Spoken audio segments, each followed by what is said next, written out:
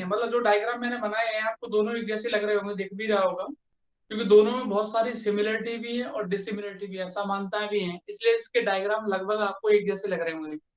ठीक है, टॉपिक का नाम मैं लिखता हूँ सबसे पहले, फिर आपको दोनों की थ्योरी और दोनों का कॉन्सेप्ट बताऊंगा। चलो स्टार्ट करते हैं। तो पहले तो हेडिंग बना देते हैं, ये डायग्राम है आपका प्रतिदीप्ति का।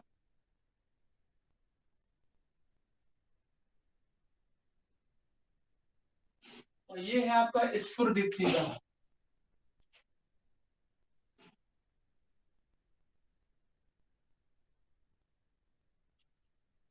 इसको बोलते हैं फ्लोरोसेंस,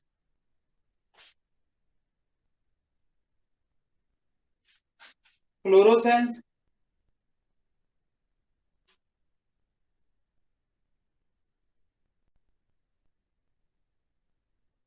और ये है फॉस्फोरेंस।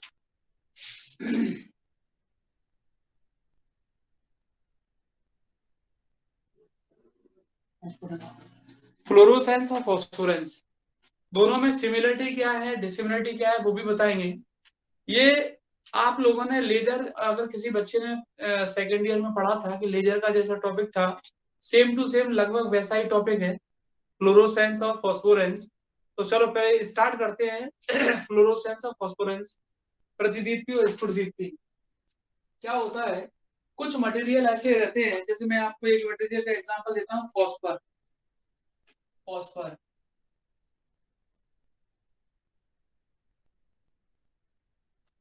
एक मटेरियल है, फॉस्फर। ध्यान से सुनना, प्रतिदीप्ति के बताते हैं सबसे पहले। एक मटेरियल है फॉस्फर, अगर इस मटेरियल पर आप कोई भी रेडिएशन, अभी बाद में डिटेल में लेंगे, थोड़ा समझ लो पहले।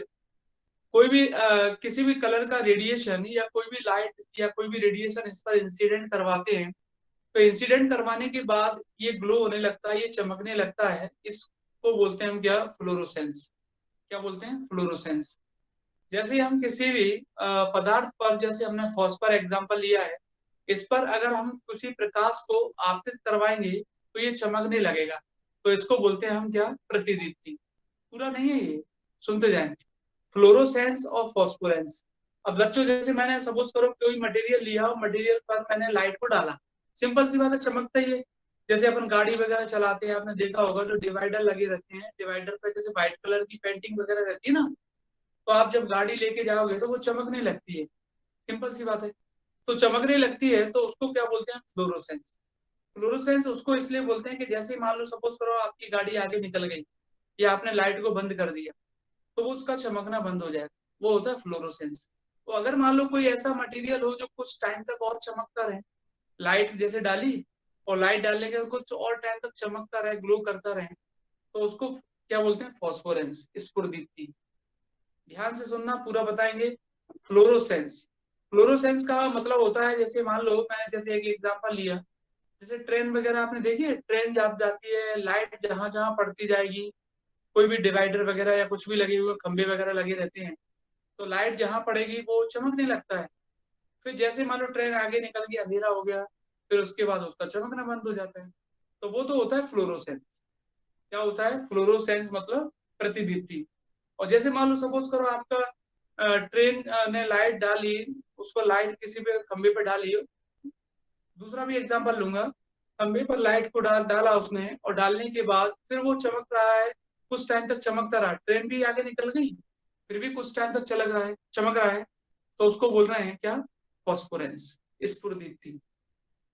मेरे कहने का डायरेक्ट मतलब ये हुआ, फ्लोरोसेंस में क्या होता है बच्चों, कि जब रेडिएशन या लाइट किसी मटेरियल पर पड़ती है तो वो ग्लो करने लगता है, और फिर उस जैसे ही लाइट को आपने ऑफ किया तो उसका ग्लो होना बंद हो गया। पहले वो चमकेगा, चमकने का फिर बंद हो जाएगा। और फॉस्फोरेंस में क्या होता है, स्फुरदीप्ति में, स्फुरदीप्ति में जब लाइट को या प्रकाश को मटेरियल पर डालोगे, तो डालने के बाद क्या होगा, फिर आपने लाइट को हटा दिया, तो हटाने के बाद क्या होगा, वो कुछ टाइम तक ग्लो करता रहेगा, वो पदार्थ कुछ समय तक चमकता रहेगा।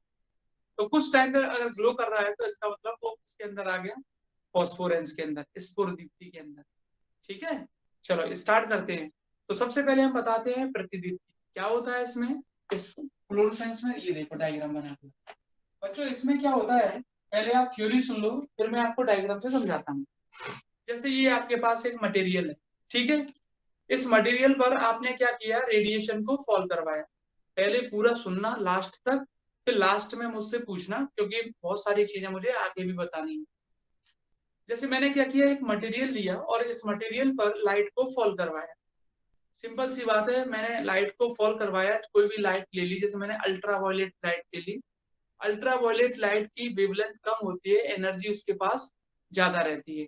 या एक्सरे ले ली, कोई ऐसी लाइट फॉल करवा रहा हूँ, ऐसा प्रकाश इस पर गिरा रहा हूँ, ऐसा लाइट फॉल करवा रहा हूँ जिसका वेवलेंथ कम है, मतलब उसके पास एनर्जी ज्यादा है।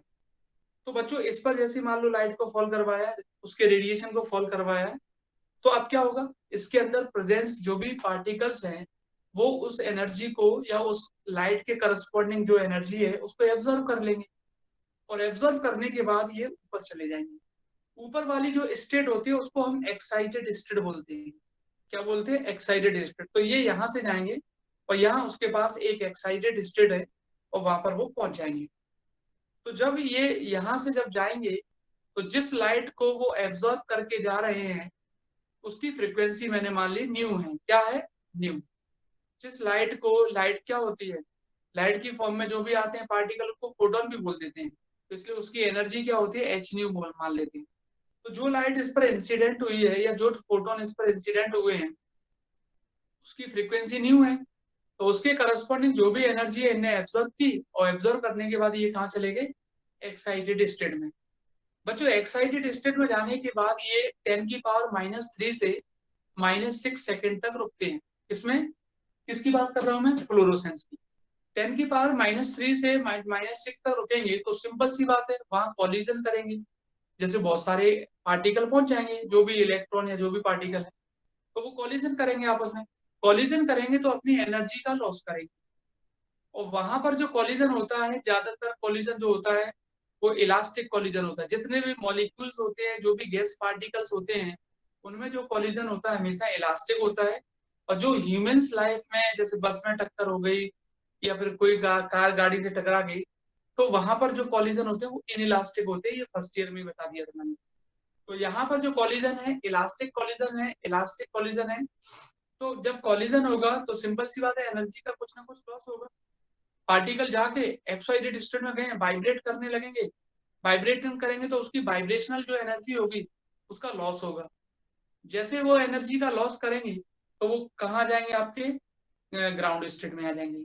ग्राउंड स्टेट को हमेशा स्टेबल स्टेट माना जाता है और एक्साइटेड स्टेट को अनस्टेबल माना जाता है, क्योंकि पार्टिकल यहाँ चला तो जाता है लेकिन कुछ टाइम बाद उसको वापस अपनी ग्राउंड स्टेट में आना पड़ता है, क्योंकि वो कॉलिजन करता है, कोलाइड करता है अदर पार्टिकल्स के साथ और अपनी एनर्जी का लॉस करता है। तो वो कोलाइड करेगा, कोलाइड करने के बाद जब वो नीचे आएगा तो उस टाइम पर उसकी एनर्जी क्या होगी, कम होगी। उस टाइम पर उसकी एनर्जी क्या होगी, कम होगी। इसलिए इसका मतलब ये हुआ, फ्रीक्वेंसी भी क्या होगी, कम होगी। क्या होगी, कम होगी। एक चीज एक बार हिंदी में और बोलते हैं, फिर आगे और भी बताएंगे। बच्चों क्या होता है, जैसे मान लो कोई पदार्थ है, जैसे मैंने फॉस्फर ही एग्जांपल लिया आपको। एक पदार्थ ले लिया, इस पदार्थ पर मैंने विकिरण को आपतित करवाया प्रकाश के रूप में। तो जब मैं प्रकाश के रूप में विकिरण को आपतित करवाऊंगा तो इसके अंदर उपस्थित जो भी इलेक्ट्रॉन है या जो भी कण है वो क्या करेंगे, जिसके अंदर जो भी अणु, परमाणु, इलेक्ट्रॉन, प्रोटॉन, जो भी बोलना है आपको बोल सकते हो, कण भी बोल सकते हो सीधा। तो इस पर जैसे विकिरण को आपतित करवाओगे प्रकाश किरण के रूप में, तो वो क्या करेंगे, इसके अंदर उपस्थित जो कण होंगे वो क्या करेंगे, उस प्रकाश के संगत ऊर्जा जो भी मिलेगी उसको वो ग्रहण कर लेंगे। और यहाँ पर जो प्रकाश जो आपतित करवाया जाता है, हम सोचते हैं कि ज्यादातर हम ये ऐसा प्रकाश आपतित करवाएं जिसकी तरंग दैर्घ्य कम हो, क्योंकि जिसकी तरंग दैर्घ्य कम होती है उसकी ऊर्जा ज्यादा होती है। तो हम कोशिश करते हैं एक्स आपतित करवा दें या पराबैंगनी प्रकाश आपतित करवा दें, जिससे क्या है, उसकी तरंग दैर्घ्य कम होगी तो ऊर्जा ज्यादा होगी। ऊर्जा ज्यादा होगी तो ज्यादा से ज्यादा इलेक्ट्रॉनों को मिलेगी या ज्यादा से ज्यादा कणों को मिलेगी। तो जब कणों को ऊर्जा मिल जाएगी, कितनी ऊर्जा चाहिए उनको मालूम है, इतनी ऊर्जा कि वो यहाँ से यहाँ तक पहुंच जाए। इनका गैप जो देख रहे हो ना, जैसे मान लो ये इनका गैप है 3 इलेक्ट्रॉन वोल्ट, ऊर्जा मिलने के बाद वो यहाँ पहुंच जाए, तो इतनी ऊर्जा उनको चाहिए। तो जैसे उनको उतनी इतनी ऊर्जा मिलती है, जितने भी इलेक्ट्रॉनों को मिलती है, वो सबके सब कहाँ पहुंच जाते हैं, उत्तेजित अवस्था में पहुंच जाते हैं। और उत्तेजित अवस्था में प्रतिदीप्ति की घटना में जो कण है वो केवल 10⁻⁻6 से 10⁻³ सेकंड तक रुकती है। अब इतने सेकंड तक रुकेंगे तो सिंपल सी बात है, वो कण क्या करेंगे, टकराएंगे। और वहां पर जो संघट्य होता है, जो टक्कर होती है, वो होती है प्रत्यास्थ संघट्य। जितने भी कणों में, गैस के कणों में, पानी के कणों में मतलब जो मॉलिक्यूल होते हैं ना, छोटे छोटे अणु वगैरह, उनमें जो संघट्य होता है वो प्रत्यास्थ होता है। ये मैं फर्स्ट ईयर में ही बता चुका था, डिटेल में समझा चुका था। और अपनी लाइफ में जितने भी संघर्ष हो रहे हैं, जितनी भी टक्कर हो रही है, वो अप्रत्यास्थ होती है ना। तो अब वो वहां पर जाके जब वो कंपन करने लगते हैं, कंपन करते हैं तो टकराते हैं, टकराते हैं तो उनकी काल्पनिक ऊर्जा जो रहती है वो व्यय हो जाती है, खर्च हो जाती है। खर्च होने के बाद वो सीधा कहाँ आ जाते हैं, अपनी ग्राउंड स्टेट में, मूल अवस्था में वापस आ जाते हैं। और वैसे भी उत्तेजित अवस्था को अस्थायी अवस्था माना जाता है। उसकी स्थायी अवस्था कहाँ है, मूल अवस्था, जो ग्राउंड स्टेट है। तो जब वो जाते हैं तब तो उनके पास ऊर्जा ज्यादा रहती है, और जब वो आते हैं तो ऊर्जा कम रहती है। इसका मतलब जाते समय जो आवृत्ति है वो ज्यादा होगी, वो आते समय की आवृत्ति क्या होगी, कम होगी। तो ऐसा ही डायग्राम है, देखो आप ध्यान से देखो बच्चों। सबसे पहले हमने क्या किया, डायग्राम को पूरा ऐसे ही बनाना। देखो सबसे पहले हमने क्या किया, ये है उसकी ग्राउंड स्टेट, ए है ना, ए ग्राउंड स्टेट है, बी क्या है, एक्साइटेड स्टेट है। ये ग्राउंड स्टेट है, ये क्या है, एक्साइटेड स्टेट है। तो यहाँ पर हमने क्या किया, बहुत सारे, जैसे मैंने क्या किया, एक कोई सब्सटेंस लिया है, कोई पदार्थ लिया है, कोई मटेरियल लिया है, कुछ भी बोल सकते हैं। और यहाँ पर इस पर हम क्या करेंगे, बाहर से लाइट को फॉल करवाते हैं, जो कि मैंने दिखाया नहीं है इसमें, है ना, ऑड लगेगा दिखाना। तो यहाँ से लाइट को फॉल करवाते हैं रेडिएशन की फॉर्म में, लाइट आएगी। चलो मैं डायग्राम में तो बना ही देता हूँ, लेकिन आपको एग्जाम में नहीं बनाना है। एग्जाम में जैसे डायग्राम अभी बनाया है वैसे बनाना है, साफ सुथरे। तो यहाँ पर बच्चों मैंने क्या किया, लाइट को फॉल करवाया, प्रकाश को आपतित करवाया। तो जब बच्चों मैं लाइट को फॉल करवाऊंगा, प्रकाश को सर आपतित करवाऊंगा, बोलो। सर हाँ, सबकी वीडियो पॉज हो रही सर। सबकी हो रही है क्या? हमारी तो नहीं हो रही। नहीं बेटा, आपकी हो रही है, वह बाकी किसी की नहीं हो रही। बाकी किसी को दिक्कत तो नहीं है, केवल आप ही को दिक्कत हो रही है मेरे हिसाब से। नेट समस्या होगी, मैं बताऊं आपको, हो जाती है नेट की प्रॉब्लम। तो लेफ्ट होके फिर ज्वाइन हो जाया करो, ऐसा कुछ कर लिया करो। कभी कभार हो जाती है, कई बच्चों के साथ होती है। चलो देखो तो यहाँ से हमने क्या किया, लाइट को या रेडिएशन को फॉल करवाया, प्रकाश को आपतित करवाया, विकिरण को आपतित करवाया, प्रकाश को आपतित करवाया, विकिरण को आपतित करवाया। कई बच्चे तो कंफ्यूज हो रहे होंगे, सर ये क्या है, ये क्या बना दिया आपने।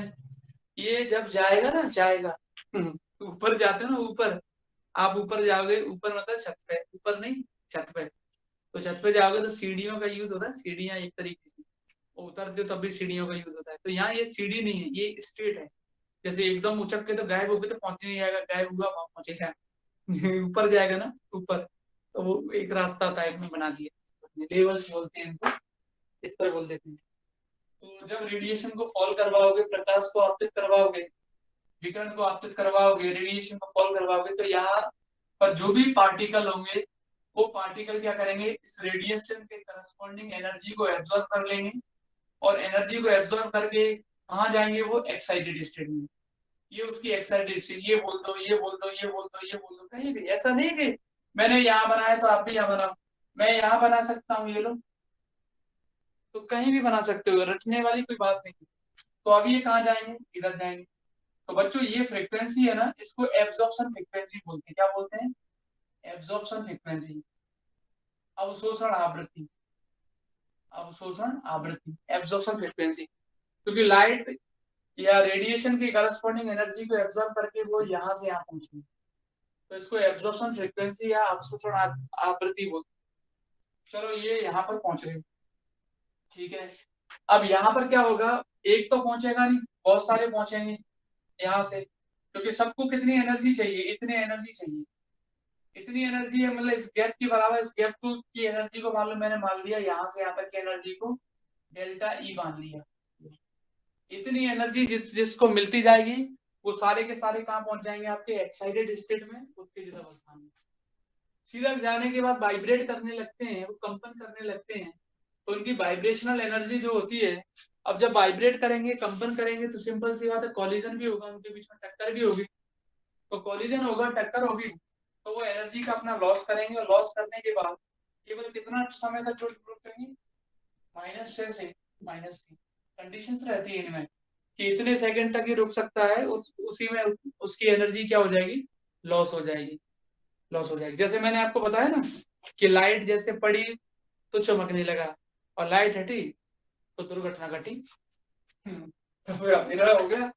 तो यहाँ से फिर क्या करेंगे, ये अपनी एनर्जी का लॉस करेंगे और सीधा कहाँ जाएंगे, ग्राउंड स्टेट में।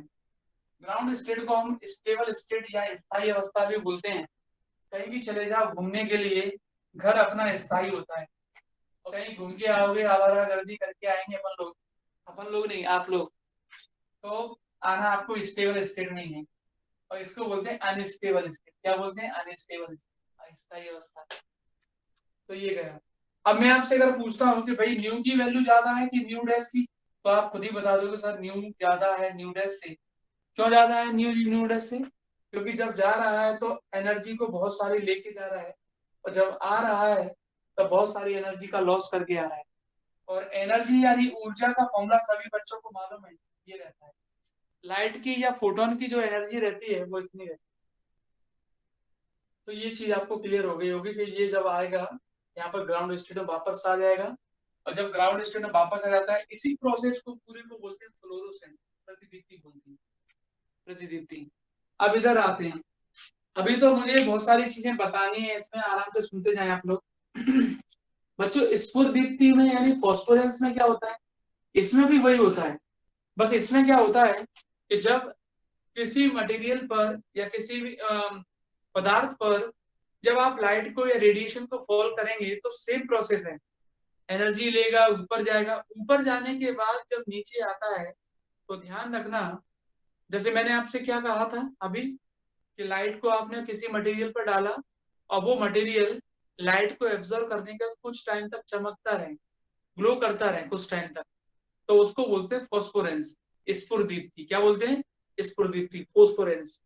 तो इसका मतलब ये हुआ कि जब हमने लाइट को नीचे वाले ये ग्राउंड स्टेट में जितने भी पार्टिकल हैं, या जितने भी जो कोई भी मटेरियल रखा हुआ है उसके अंदर प्रेजेंट जो भी पार्टिकल है, उस पर जब आपने रेडिएशन को या लाइट को फॉल करवाया है, तो उनने सबने एनर्जी ले ली, और लेने के बाद जब वो एक्साइटेड स्टेट में पहुंचेगा, तो एक्साइटेड स्टेट में पहुंचने के बाद वो ग्राउंड स्टेट में डायरेक्ट नहीं आ रहा है, वो कुछ टाइम बाद आ रहा है।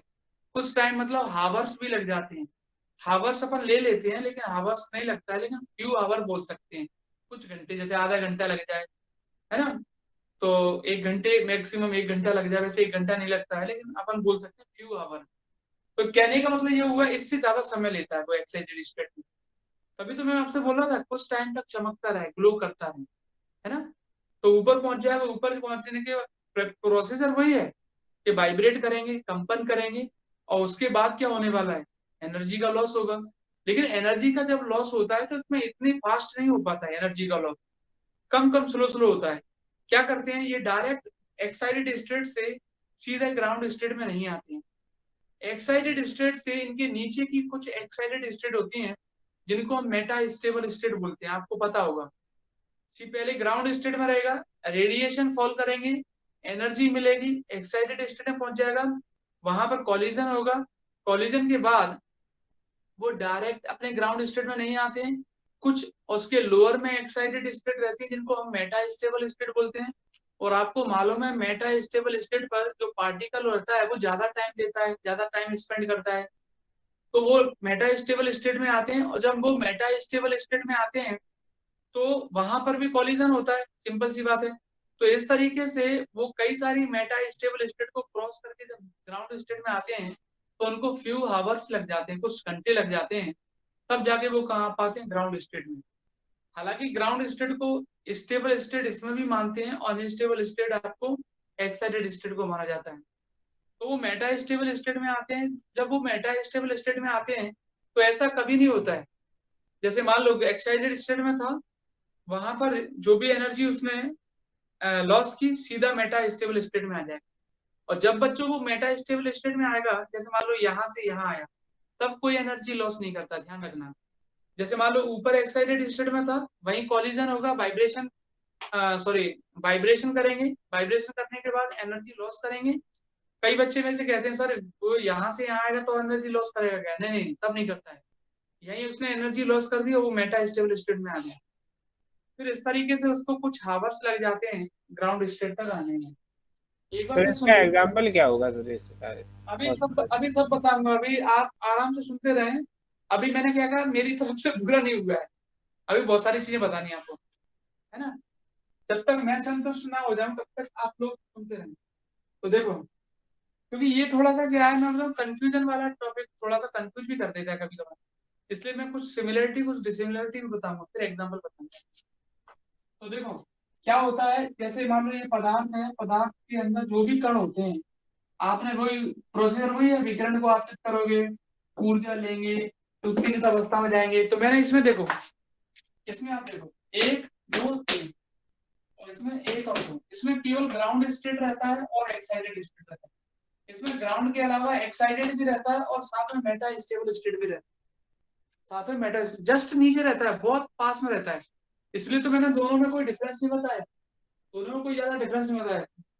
जब वो एक्साइटेड स्टेट से उत्तेजित अवस्था से मेटा में आता है ना, मेटा स्टेबल स्टेट में, मितस्थायी अवस्था में, तो मैंने क्या कहा, कोई एनर्जी लॉस नहीं करता। इसका मतलब मेटा स्टेबल स्टेट जस्ट लगी होगी, उससे चिपकी होगी, पास में रहती है। तो क्या होता है, यहां से गया उत्तेजित अवस्था में, कंपन करेगा, ऊर्जा की हानि होगी तो वो कहाँ जाएगा, सीधा मित स्थायी अवस्था में। तो मित स्थायी अवस्था में जब आएगा तो वहां पर क्या करेगा, वही ऊर्जा का हानि तो हर जगह करता रहेगा, लेकिन वो उत्तेजित अवस्था से मित अवस्था में आता है या मेटा स्टेबल स्टेट में आता है, तब कोई एनर्जी लॉस नहीं करता है, ध्यान रखना। फिर वहां पर वो कुछ मेटा स्टेबल स्टेट यानी मित स्थायी अवस्था वह अवस्था होती है जहां पर पार्टिकल कण ज्यादा टाइम स्पेंड करता है। आपको भी मालूम है, लेजर में भी बताया था। तो फिर वही कॉलिजन होगा, कुछ घंटे लग जाते हैं इसको नीचे तक आने में। जैसा कि मैंने एक एग्जांपल लिया कि अगर आप किसी पदार्थ पर, किसी मटेरियल पर अगर लाइट को डालोगे, प्रकाश को डालोगे, तो डालने के बाद वो कुछ टाइम तक चमकने लगता है। और ऐसे कौन से पदार्थ होते हैं वो मैं सब बताऊंगा अभी। ये चीज हो गई। तो इसका मतलब ये हुआ कि दोनों में सिमिलरिटी क्या हो गई, समानताएं। सिमिलरिटी क्या क्या हो गई, सिमिलरिटी ये हो गई एब्जॉर्प्शन और इमिशन। भाई यहाँ से जाएगा तो एब्जॉर्ब करेगा, और यहाँ से जब वापस आएगा तो इमिट करके आएगा एनर्जी को। यहाँ से गया तो अवशोषित करके गया, और यहाँ जब आया तो उत्सर्जित करके आया। तो दोनों चीजें इसमें क्या रहेंगी, होंगी, वेरी सिमिलरिटी। एब्जॉर्प्शन और इमिशन दोनों पर बेस्ड रहता है, दोनों प्रोसेस। अवशोषण और उत्सर्जन की घटना पर दोनों क्रियाएं आधारित रहती हैं। ठीक है, पहला। दूसरा, जाते समय एनर्जी ज्यादा है और आते समय कम। जाते समय ऊर्जा ज्यादा है, आते समय कम। इसका मतलब एब्जॉर्प्शन फ्रीक्वेंसी इमिशन फ्रीक्वेंसी से ज्यादा होगी। जब जाएगा ना तो एब्जॉर्ब करके जाएगा, तो वो फ्रीक्वेंसी जब आएगा तो इमिट करके आएगा, उससे ज्यादा होगी दोनों में। अवशोषित आवृत्ति उत्सर्जित आवृत्ति से ज्यादा होगी, दूसरा। तीसरा, दोनों में टाइम जरूर लगता है, दोनों में टाइम जरूर लगता है, दोनों में टाइम लगता है, बस इतना लिख देंगे। ये होगी असमानताएं, डिसिमिलरिटी, वो सॉरी समानताएं, सिमिलरिटी। ये होगी समानताएं, सिमिलरिटी। अब असमानता क्या होती है, डिसिमिलरिटी। पहली तो यही हो गई कि इसमें जो समय लगता है, जो टाइम लगता है, वो 10⁻⁻⁶ से -3 तक लगता है। एक्साइटेड स्टेट में वापस आ जाते हैं ग्राउंड में। और इसमें जो टाइम लगता है वो कुछ घंटों का लगता है, कुछ आवर्स का लगता है, पहला डिफरेंस। दूसरा, मैंने जो अभी अपन चर्चा कर रहे थे ना, कि इसमें क्या होता है, लाइट को जैसे ही फॉल करवाया तो जो सब्सटेंस होगा, जो पदार्थ होगा, जैसे फॉस्फर है, फॉस्फर के बने होते हैं क्या, जो डिवाइडर पे जो व्हाइट कलर लगा रहता है ना, वो फॉस्फर मटेरियल का भी यूज करते हैं। तो जैसे ही लाइट पड़ी चमकने लगा, हटा दिए, ठीक है। तो इसका मतलब ये हुआ, जब तक लाइट पड़ेगी तब तक वो ग्लो करेगा, तब तक ही चमकेगा, और लाइट हटा लोगे तो नहीं चमकेगा, तो ग्लो नहीं करेगा। इसमें क्या होता है, लाइट फॉल करने के बाद वो ग्लो करता है, ग्लो करने के बाद कुछ टाइम तक भी ग्लो करता रहता है, चमकता रहता है, भले ही लाइट को हटा लो। दूसरा, तीसरा वाला डिफरेंस, तो तीसरा वाला डिफरेंस है इसका आपका, जो आपको याद रख लेना है कि इसमें ये दो ही डिफरेंस याद कर लो, है ना। दो ही डिफरेंस है मेन, तो वो याद कर लो आप कि इसमें क्या होता है, पहले वाले में आपका समय जो लगता है 10⁻⁻6 -3 से -6 लगता है, इसमें आवर्स का लगता है, इसमें कुछ टाइम तक ग्लो करता रहता है, इसमें नहीं करता है। और तीसरा अगर आपको लिखना है तो बना भी सकता हूं मैं। तीसरा ये रहता है कि इसमें ग्राउंड स्टेट और एक्साइटेड स्टेट ही होती है, मतलब मूल अवस्था और उत्तेजित अवस्था। और इसमें ग्राउंड स्टेट के अलावा बहुत सारी एक्साइटेड स्टेट होती हैं, जिनको हम मेटा स्टेबल स्टेट भी बोलते हैं। इसमें मूल अवस्था के अलावा बहुत सारी उत्तेजित अवस्थाएं होती हैं, जिनको हम बोलते हैं मित स्थायी अवस्था। ये तीसरा वाला बन गया, ठीक है। तीन डिफरेंस हो गए। अब बात करते हैं, चलो मैं इनको मिटा देता हूँ, आपको बनाना है तो बना लेना है ऐसी। चलो मिटाते हैं। देखो, सबसे पहले अगर हम बात करें कि भाई प्रतिदीप्ति में कौन से पदार्थ का उपयोग करते हैं, तो आपको मालूम है प्रतिदीप्ति में जो पदार्थ यूज होता है वो होता है फास्फर। Phosphor, phosphor. और उसमें जो यूज होता है, इसमें स्फुरदीप्ति में, मतलब फास्फोरेंस में, वो होता है calcium sulphide. Sulphide, calcium sulphide. देखो, जैसे मैंने आपको बताया ना अभी कि फॉल जो डिवाइडर वगैरह बने रहते हैं, या जो ट्रेन वगैरह जहाँ से निकलती है, वो खंभे वगैरह लगे रहते हैं, और उस पर जो भी आप पॉलिश वगैरह करके रखते हैं वो लोग, तो उसमें फास्फर मटेरियल का यूज करते हैं, फॉस्फर का। तो वहां पर क्या रहता है, वो ग्लो करेगा तो चमकेगा, फिर उसके बाद हट जाएगा। और जब आप इसकी बात करेंगे कैल्शियम सल्फाइड की, अगर कैल्शियम सल्फाइड मटेरियल का आपने यूज कर लिया, तो वो कुछ टाइम तक क्या करता रहता है, ग्लो करता रहता है। जैसे अपन कैथोड रे ऑसिलोस्कोप पढ़ते थे, कैथोड किरण कंपन दर्शी, उसमें क्या होता था कि जब आप इलेक्ट्रॉन बीम गया, स्क्रीन पर टकराया, टकराने के बाद अगर आपने कैल्शियम सल्फाइड की पॉलिश करके रखी है, तो वो इलेक्ट्रॉन बीम तुरंत, जैसे मान लो गया, लाइट की फॉर्म में गया, तो ऐसा नहीं है कि अगर आप इलेक्ट्रॉन बीम को भेजना बंद कर दो तो वो उसके बाद वो आपको दिखे ही नहीं। जैसे मान लो लाइट की फॉर्म में बीम जा रहा है, अब आपने स्टॉप कर दिया, तो पहले वाला जो पॉइंट टुकड़ा है वो भी दिखेगा लाइट की फॉर्म में, पहली चीज। दूसरा, कैल्शियम सल्फाइड एक ऐसा मटेरियल होता है जिसका अगर आप किसी चीज में यूज करते हैं, तो वहां पर लाइट को ग्लो करते हैं, तो ग्लो करने के बाद तो लाइट को ऑब्जर्व कर लेता है, और उसके रेडिएशन जो होते हैं धीरे धीरे बाहर निकलते हैं। तो इसका मतलब ये हुआ, वो कुछ टाइम तक क्या करता रहता है, एक ग्लो करने लगता है।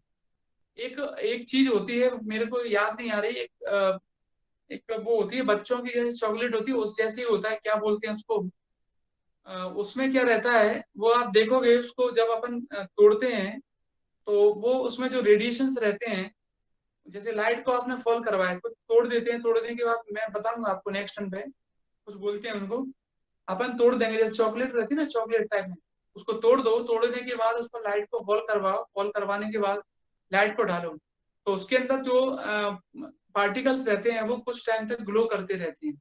और उसका नाम क्या है वो तो मैं भूल ही गया, वो नेक्स्ट में बता दूंगा। लेकिन यहाँ आप दो चीजें याद रखेंगे, एक तो फॉस्फर का यूज करेंगे जहां भी, तो ग्लो जैसे ही मतलब लाइट पड़ेगी तो ग्लो होगा, और लाइट नहीं पड़ेगी तो ग्लो नहीं करेगा, चमकेगा नहीं। लेकिन वहीं पर अगर कैल्शियम सल्फाइड का आप यूज करते हो, तो कुछ टाइम पर क्या करता रहता है, ग्लो करता रहता है। तो ये इसके बेस्ट एग्जाम्पल हो गए दोनों। कि दोनों मटेरियल कौन कौन से यूज करना चाहिए आपको।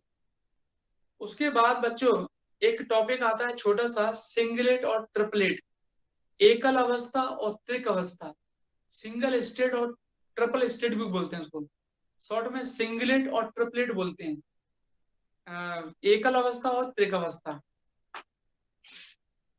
सिंगलेट और एक होता है ट्रिपलेट, इसको एकल अवस्था बोलते हैं और ये त्रिक अवस्था बोलते हैं। क्या बोलते हैं? एकल अवस्था और त्रिक अवस्था।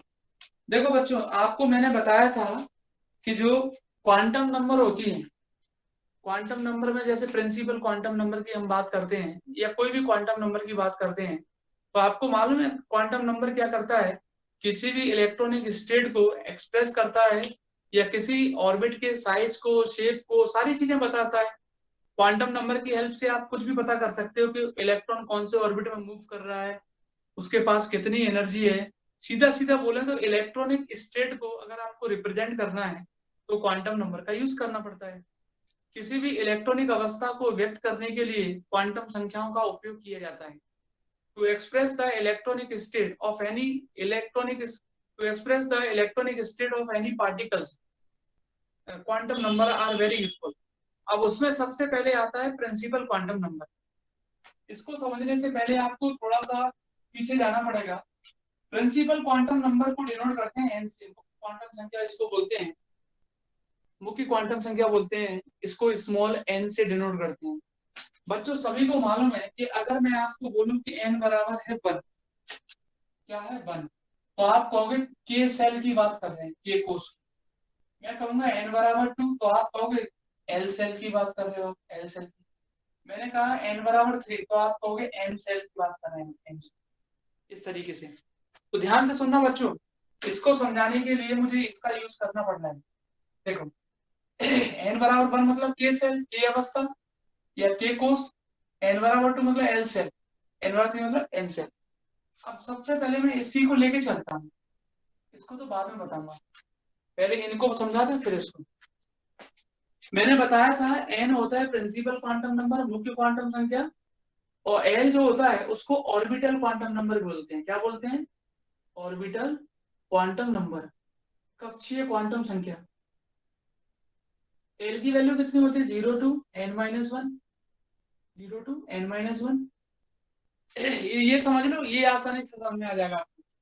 मैंने n बराबर 1 मतलब के सेल की बात कर रहा हूँ, तो ऑर्बिटल क्वांटम नंबर जो होता है, कक्षीय क्वांटम संख्या, उसकी वैल्यू होती है 0 से n-1, 0 से n-1। अब ध्यान से सुनना, सिंगलेट। बच्चों सिंगलेट और ट्रिपलेट को अगर आपको एक्सप्रेस करना है तो आपको याद है मैंने आपको ऑर्बिटल क्वांटम नंबर बताया था, कक्षीय क्वांटम संख्या। उसके बाद मैंने आपको वीडियो आ रही होगी सबकी वीडियो नहीं आ रही तो ऑडियो सुन लो, आज कोई दिक्कत नहीं है। ऑडियो वीडियो वो भी तो करते थे हम। अभी तो कुछ नहीं, बचपन में मैं क्या करता था, जब मूवी देखता था, मूवी, तो हमारे यहाँ एक टीवी थी ब्लैक एंड व्हाइट, तो संडे को मूवी आती थी, संडे को मूवी आती थी तो ब्लैक एंड व्हाइट में वो पिक्चर नहीं आती थी, वो खराब हो गई थी। तो मैं केवल ऑडियो ऑडियो सुनता था और बढ़िया मजे लेता था। कॉमेडी पिक्चर आती थी, खूब हंसता था उसमें। तो आप भी क्या करो, जैसे वीडियो किसी की नहीं आती है इसका मतलब नेट प्रॉब्लम कहीं ना कहीं है, और होती भी है। ऑनलाइन में ये सबसे बड़ी समस्या है, नेट प्रॉब्लम की। ऑनलाइन में नेट प्रॉब्लम की सबसे बड़ी समस्या होती है, लेकिन कभी कभार हो सकता है किसी के साथ दिक्कत हो जाती है, लेकिन नो टेंशन, आपको टेंशन लेने की आवश्यकता नहीं है। अगर ऐसा लगेगा कि भाई हमारा ये टॉपिक छूट गया है तो आप पढ़ लेना, फिर मेरे से व्हाट्सएप पे मैसेज कर लेना या वैसे पूछ लेना, या फिर मैं दोबारा समझा दूंगा, ऐसा कुछ भी नहीं है कि छूट जाएगा। तो ऑनलाइन में सिलेबस की टेंशन आप मत लिया करो, सिलेबस आपका पूरा होगा फर्स्ट से लेकर लास्ट तक। जैसे अभी मैंने रिवीजन क्लास स्टार्ट नहीं की है, करूंगा एक आध 2 4 5 दिन में बता दूंगा। लेकिन अगर मान लो मैं रिवीजन क्लास नहीं भी लेता जैसे, तब भी दिसंबर तक सिलेबस खत्म करा के, दिसंबर जनवरी तक बाद में रिवीजन करवा देता। लेकिन फिर भी मैं रिवीजन क्लास स्टार्टिंग रखूंगा, शुरुआत से रिवीजन क्लास लेंगे जिससे बच्चों का रिवीजन होता है। सर सर हाँ जी, इस साल एग्जाम कब होने हैं? मार्च में होंगे क्या सर फिर से इस साल? मार्च में होंगे, मार्च में। सिलेबस किस एग्जाम खत्म हुआ सर? अक्टूबर में सर वो होगा, वो सर नया सेमेस्टर लगा, सिलेबस होएगा ही नहीं फिर 8 महीने में क्या सर। कॉलेज लेवल पे सर सिलेबस कैसे कंप्लीट होगा सर 8 महीने में, 5 महीने? कॉलेज लेवल का सिलेबस कभी कंप्लीट नहीं होता है ना। कॉलेज लेवल का छोड़ो, आप तो कोचिंग लेवल पे चला करो। कोचिंग लेवल का सिलेबस भी खत्म होगा, रिवीजन भी हो जाएगा, सब कुछ हो जाएगा। कॉलेज वालों का कुछ भी नहीं होता है। कॉलेज वाले ना कुछ करते हैं ना करने देते हैं, ठीक है। और एग्जाम आपके 20 मार्च, मान के चलो 20 मार्च से पहले कभी नहीं होती। 20 मार्च के बाद हो सकते हैं लेकिन पहले कभी नहीं, ठीक है। थर्ड तो वेव वो नहीं अपना, होगा सर? Third wave? हाँ क्या, थर्ड वेव सर? नहीं नहीं थर्ड वर्ड वेव का मुझे तो देखो आइडिया है नहीं अभी, और हो सकता है ना आए। वैसे 90% ना आने के चांसेस हैं, इसलिए आप वेव का इंतजार ना करें। हाँ अब नहीं आएगी वेव, क्योंकि अगर मान लो सपोज करो तूफान आएगा अब तो। वो अगर मान लो सपोज करो वेव आ जाती है, एक सेकंड, एक मिनट सुन लो, कि मान लो कि वेव आ गई, थर्ड वेव, कोरोना फिर से आ गया, तो फिर वैक्सीनेशन करवाने का फायदा क्या निकला? दो दो डोज लगवा के बैठ गए और फिर भी कोरोना में बाहर नहीं निकल पा रहे हैं, तो इसका मतलब हमारा वैक्सीनेशन करवाने का कोई फायदा नहीं। फिर तो व्यक्ति गवर्नमेंट को कोसेगा, वैक्सीन क्या को लगवाई इनने, जब इनको कोरोना से डर था या कोरोना से कोई चीज नहीं करवानी थी तो वैक्सीन नहीं करवाना था। इसीलिए वैक्सीनेशन हो चुका है, दो दो बार हो चुका है, तो मेरे हिसाब से कोरोना वोरोना का कुछ ऐसा आएगा नहीं। प्रॉपर एग्जाम होंगे। और आप पहली बार एग्जाम दे रहे हो, फर्स्ट ईयर सेकंड ईयर नहीं दिया, तो थर्ड ईयर में ये मान के चलो कि आपको बहुत मुसीबत का सामना करना पड़ेगा, क्योंकि जो पहली बार एग्जाम देता है उसको बहुत सारी परेशानियां आती, कैसे देना है, कितना लिखना बात ये बताइएगा। है ना। तो इसीलिए क्या करो, आपको मेहनत करो अभी से, और ये भूल जाओ कि कुछ मिलेगा फायदा। हाँ अगर एग्जाम हो गए तो घाटा जरूर हो जाएगा, फायदा तो नहीं होगा। कैसे फायदा घाटा हो जाएगा कि आपने जो 2 साल निकाल लिए मुफ्त में, आपको परसेंटेज मिल गई है, जैसे सब बच्चों को, आपकी बात नहीं करो सभी की बात करो, 90% जो बच्चों की आई है, और मान लो उसका कोई सब्जेक्ट थर्ड ईयर में रुक गया, तो उसका काम खत्म। जो फर्स्ट ईयर सेकंड ईयर में बेचारे ने रेपुटेशन बनाई थी 90% लाके, तो उसके काम खत्म हो गया। इसीलिए थर्ड ईयर को निकालना जरूरी है। और आप विश्वास नहीं मानोगे, अगर आपका कोई सीनियर हो तो उससे पूछना, जो 1 साल 2 साल पहले, जो कोरोना के पहले, थर्ड ईयर में मैंने फाउंडेशन सब्जेक्ट भी रुकते हुए देखी। फाउंडेशन कभी नहीं रुकता, लेकिन थर्ड ईयर में जाके रोक देते हैं बच्चे, पता नहीं वो टीचर, पता नहीं क्यों। इसीलिए आप लोग मेहनत करना, परसेंटेज भले ही थोड़ी सी कम रह जाए, पहले 90 बनी है तो 80 रह जाए कोई दिक्कत नहीं, 75 रह जाए कोई दिक्कत नहीं, लेकिन थर्ड ईयर निकल जाए अच्छी नंबर में। अच्छे मतलब घिसे पिटे नहीं आए, ऐसे पता चला 55 50 आ जाए, वो भी बेकार है, ठीक है ना। और कोरोना लहर नहीं आएगी, ये 90% पे है, ठीक है। चलो सेकंड ईयर का रिजल्ट इस बार भी देखो, फर्स्ट ईयर सेकंड ईयर का शायद पता नहीं किसका रिजल्ट बता रहे, बच्चे बता रहे, मेरे को तो याद ही नहीं रहा।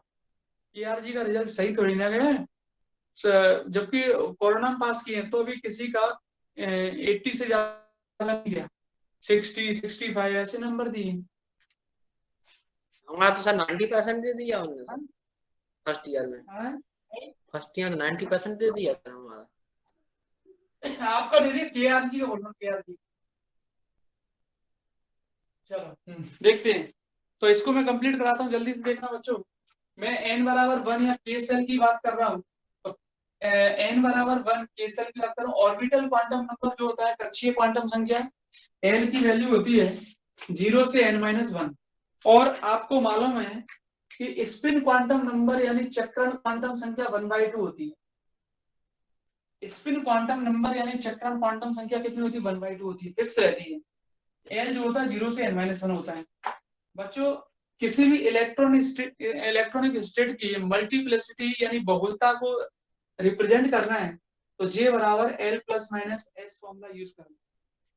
The multiplicity of any electronic state represented by total quantum number J equal to L plus minus S। किसी भी इलेक्ट्रॉनिक अवस्था की बहुलता को बताना है, तो J बराबर L plus minus L। J यहाँ पर टोटल क्वांटम नंबर है, संपूर्ण क्वांटम संख्या है, इसे निकाल सकते हैं। अब आप सोच रहे हो बहुलता क्या है? बहुलता ही तो होता है सिंगलेट और ट्रिपलेट।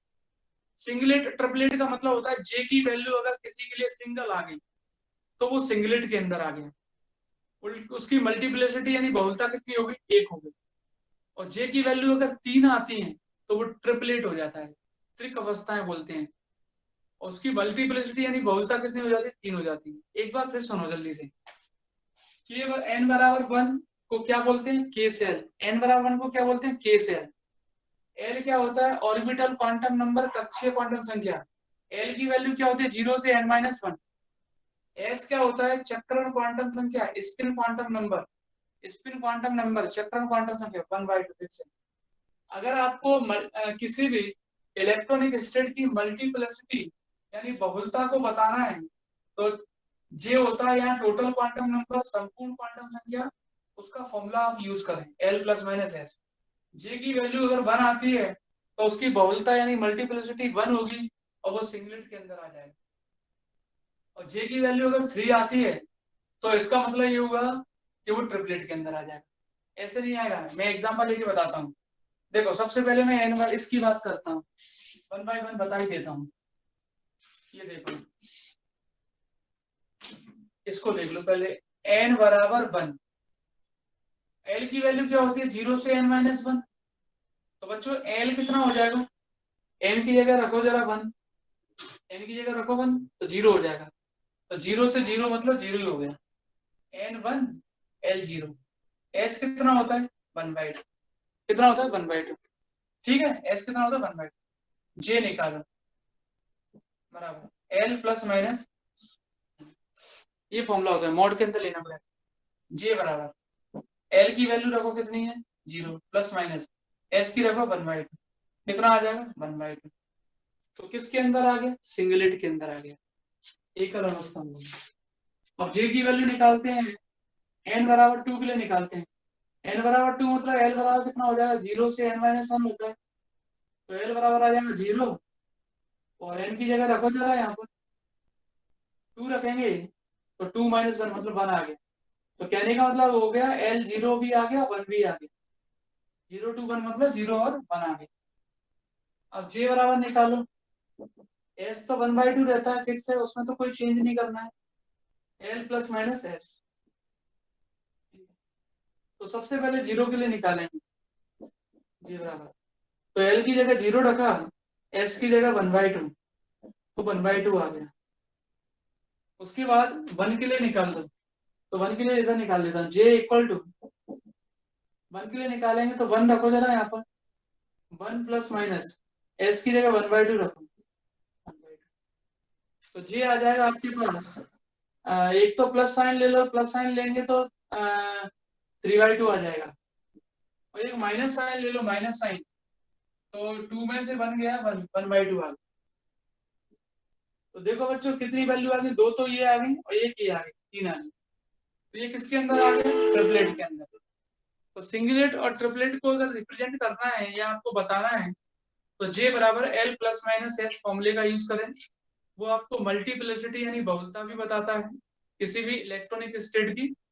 और j को बोलते हैं टोटल क्वांटम नंबर, संपूर्ण क्वांटम संख्या। फॉर्मूला होता है L + -S।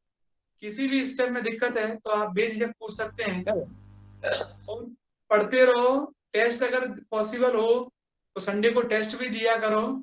और लेकिन ये मन में हटा दो कि इस बार आपको कोरोना की वजह से कुछ प्रमोशन वगैरह मिलेगा, क्योंकि मैं आपसे बार बार यही कहूंगा कि 3rd ईयर अगर किसी का रुकता है तो उसकी बीएससी खराब हो जाएगी और वो कहीं का नहीं रहेगा, फिर उसकी 3 साल की जगह 4 साल की बीएससी हो जाएगी।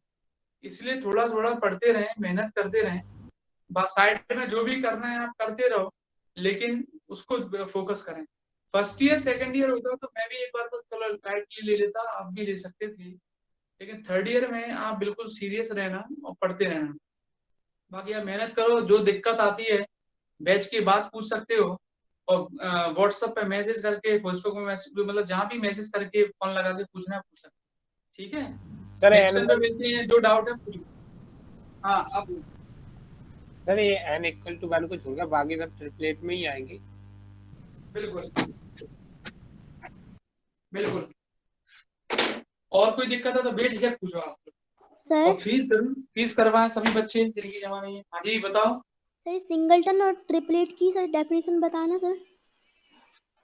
जे की वैल्यू जिसके लिए 1 होती है, टोटल क्वांटम नंबर की वैल्यू 1 होती है, वो सिंगलेट होता है, और टोटल क्वांटम नंबर की वैल्यू जिसके लिए 3 होती है वो ट्रिपलेट होता है। बस 3 और मोर देन 3 भी बोल सकते हैं, बुकों में 3 और मोर देन 3 भी लिखा रहता है, लेकिन आप ऐसे याद रखना, जिसके लिए सिंगल वैल्यू है सिंगलेट, जिसके लिए 3 वैल्यू ट्रिपलेट, ये रहता सर है। सर जिसके लिए अगर 2 वैल्यू होंगी तो सर क्या होगा फिर?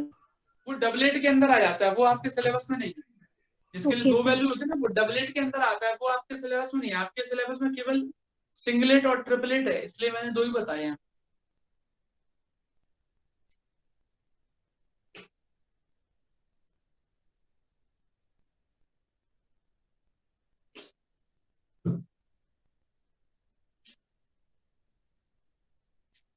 और कोई दिक्कत है तो आप बेझिझक पूछा करो, नहीं समझ कंप्यूटर में टेस्ट हो रहा है, कंप्यूटर टेस्ट हो रहा है, क्या? कंप्यूटर टेस्ट हो रहा है सर आपकी? हाँ टेस्ट हो रहा है ना, संडे को टेस्ट है फिर से। कंपू कंपू पे सर, कंपू पे। हाँ कंपू पे है ना, मैं दोबारा से मैं अभी डाल दूंगा ग्रुप में, फिर से डाल दूंगा। कंपू पे है, संडे को टेस्ट रहेगा, कंपू मुराद घाटी को सब जगह। 20 तारीख सर को आ रहा है सर, परमानेंट फिर देंगे सर। अच्छा अच्छा अच्छा, तो आ जाना, कोई दिक्कत नहीं है, सर बढ़िया है। हाँ ऑनलाइन टेस्ट सर कैसे होंगे? ऑनलाइन टेस्ट, अब क्या है, वैसे ऑनलाइन लेता नहीं हूँ मैं टेस्ट वगैरह, क्योंकि वो क्या है, बच्चा फिर उस हिसाब से पता नहीं कैसे टेस्ट दे देगा। लेकिन मैं ले लूंगा, एक आध दो टेस्ट ले लूंगा, उसमें क्या करूंगा, क्वेश्चन दे दूंगा, और फिर बच्चा करके मुझे नोट सेंड कर, मतलब पेपर सेंड, वो कॉपी सेंड कर देना, है ना, ऐसे ले लेंगे, और प्रोसीजर तो बन नहीं सकता। या फिर ऑनलाइन टेस्ट में दो दो चीजें होती हैं, अच्छा भरोसा है पूरा है, या तो दो चीजें करेंगे ऑनलाइन टेस्ट में, या तो मैं क्वेश्चन लिख दूंगा तो आप लोगों को आंसर मुझे सेंड कर देना है, और या फिर दूसरा ये रहता है कि कभी कोई क्वेश्चन पूछ लिया बच्चों से, कितना हो सकता है कि भाई आप ये वाला क्वेश्चन बताओ क्या होगा इसमें, तो थोड़ा सा बच्चे ने आइडिया दे सर दिया कि भाई ऐसे हो सकता कौन बच्चा सर टेस्ट देने आता है सर, जो ऑनलाइन ही पढ़ता हो सर? ऐसा कोई बच्चा है सर? है। आते हैं ना बच्चे, आते हैं टेस्ट देने के लिए। सर रिवीजन क्लासेस सर कब से स्टार्ट हो रही हैं सर रिवीजन? टेस्ट तो दिया करो, टेस्ट अगर दोगे ना तो उससे पढ़ाई होगी आपकी। क्या है सर, मैं 200 किलोमीटर दूर से मुझे दे नहीं पाता हूँ सर, वरना कोई दिक्कत नहीं है सर। हाँ टेस्ट अगर दोगे ना तो आपके लिए बहुत फायदे।